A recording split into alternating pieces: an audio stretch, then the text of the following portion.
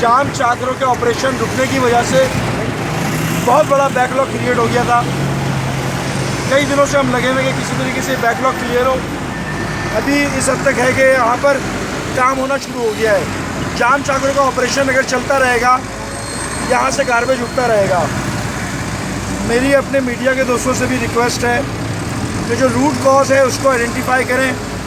हम हर मुमकिन कोशिश कर रहे हैं कि किसी तरीके से बैकलॉग क्रिएट ना होने पाए। जो रूट कॉज है उसको आइडेंटिफाई तो किया हुआ है, लोगों को रिलीफ देना है, ना ही तो हमने पॉलिटिकल पॉइंट स्कोरिंग करनी है जो हमारी कोर रिस्पॉन्सिबिलिटी है।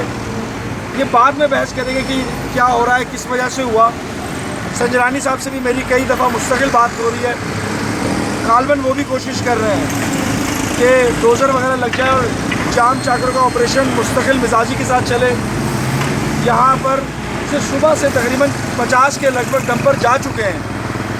उम्मीद ये है कि कल तक इसको हम क्लियर कर देंगे, मोटरेबल कर देंगे दोनों रोडों को। इसी तरह दीगर जगहों पर जो GTS है उनका भी हाल है। 2 दिन के अंदर हम इंशाल्लाह जो कोर GTS है उसको मुकम्मल कर देंगे।